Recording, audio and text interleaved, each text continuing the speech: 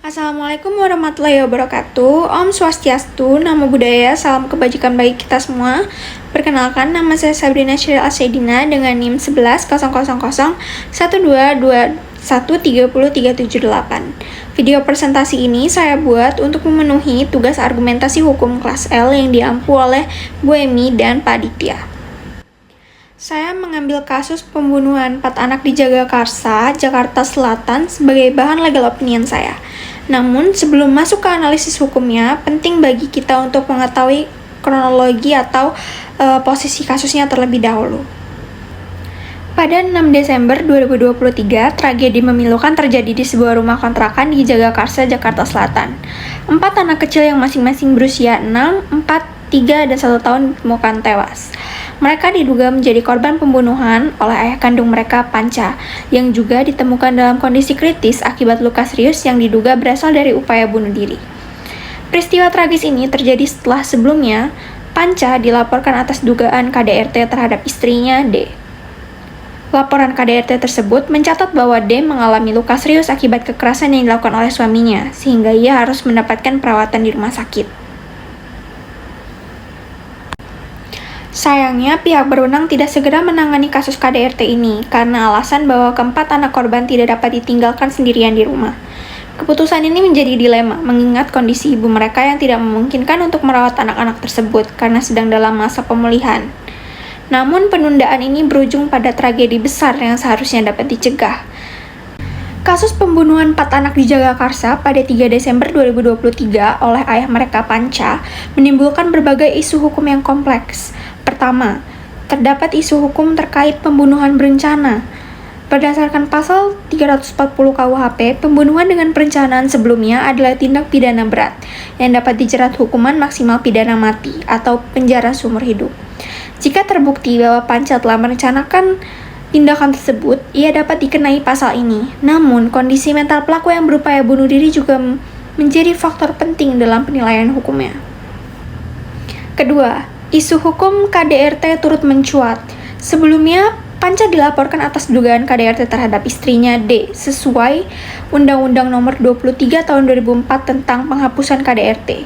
Dalam kasus ini, kelalaian aparat penegak hukum dalam menangani laporan KDRT dapat menjadi fokus penyelidikan lebih lanjut. Ketiga, kasus ini menyoroti perlindungan hukum anak. Berdasarkan Undang-Undang Nomor 35 Tahun 2014 tentang Perlindungan Anak, negara memiliki kewajiban melindungi anak-anak dari segala bentuk kekerasan, baik fisik maupun psikis. Kasus ini mengindikasi adanya celah dalam implementasi kebijakan perlindungan anak, terutama bagi anak-anak yang berada di lingkungan kekerasan domestik. Keempat, aspek hukum terkait tanggung jawab aparat penegak hukum menjadi isu penting. Jika terbukti adanya kelalaian dalam menangani laporan KDRT yang berujung pada tragedi ini, maka dapat muncul gugatan terhadap institusi terkait atas pelanggaran hak-hak dasar korban. Lalu selanjutnya ada rumusan masalah yang nantinya akan saya analisis.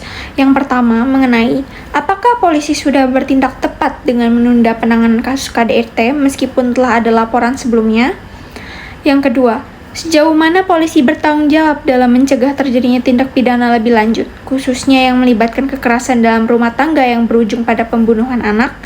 Lalu yang ketiga, apakah yang diperlukan untuk memperbaiki sistem penanganan KDRT agar kasus seperti ini tidak terjadi lagi? Lalu selanjutnya ada regulasi atau dasar hukum yang dipakai dalam kasus ini. Yang pertama ada Undang-Undang Nomor 23 Tahun 2004 tentang penghapusan kekerasan dalam rumah tangga. Lalu ada Undang-Undang Nomor 35 Tahun 2014 tentang perlindungan anak, dan ada pasal 340 KUHP tentang pembunuhan berencana. Lalu kita masuk ke analisis hukum. Yang pertama yaitu mengenai ketidaktegasan polisi dalam menangani kasus KDRT.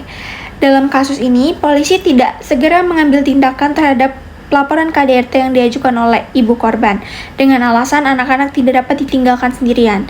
Alasan ini menunjukkan kurangnya perhatian terhadap resiko yang lebih besar, yakni potensi kekerasan kelanjutan yang dapat berujung pada kematian. Lalu yang kedua, itu ada prosedur pemisahan pelaku dan korban. Dalam kasus ini, polisi tidak segera memisahkan pelaku dari keluarganya, meskipun telah ada laporan yang menunjukkan bahwa pelaku berpotensi berbahaya. Idealnya, anak-anak yang berisiko seharusnya segera dipindahkan ke tempat perlindungan sementara. misalnya dengan melibatkan lembaga perlindungan anak atau panti sosial.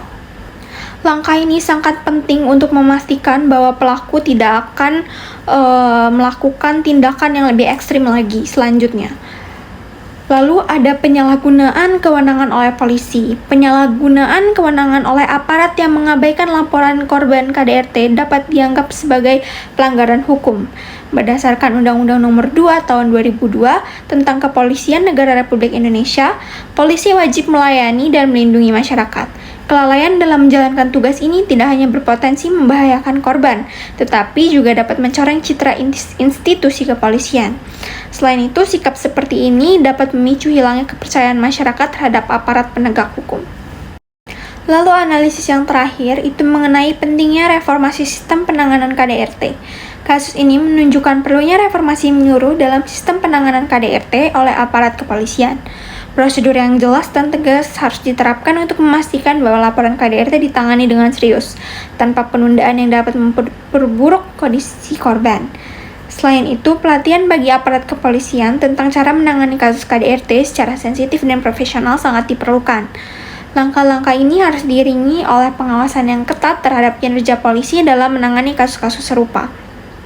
Pada akhirnya, tragedi di Jagakarsa seharusnya menjadi peringatan bagi semua pihak untuk lebih serius menangani isu KDRT. Perlindungan hukum yang memadai tidak hanya akan mencegah tragedi serupa terjadi, tetapi juga memberikan harapan bagi korban KDRT untuk keluar dari siklus kekerasan dan membangun kehidupan yang lebih baik. Lalu kesimpulan yang dapat diambil yaitu kasus pembunuhan 4 anak di Jagakarsa menjadi bukti nyata kelemahan dalam penanganan KDRT oleh kepolisian. Ketidakmampuan aparat untuk merespon dengan cepat dan tegas terhadap laporan KDRT berpotensi menciptakan resiko besar, seperti tragedi yang terjadi dalam kasus ini. Dalam kasus ini, polisi tidak segera mengambil langkah untuk memisahkan pelaku dari korban, meskipun telah ada laporan sebelumnya. Alasan bahwa anak-anak tidak bisa ditinggalkan sendirian menunjukkan kurangnya pemahaman mengenai urgensi situasi. Langkah seperti memindahkan anak-anak di tempat aman atau menahan pelaku sementara dapat mencegah eskalasi kekerasan.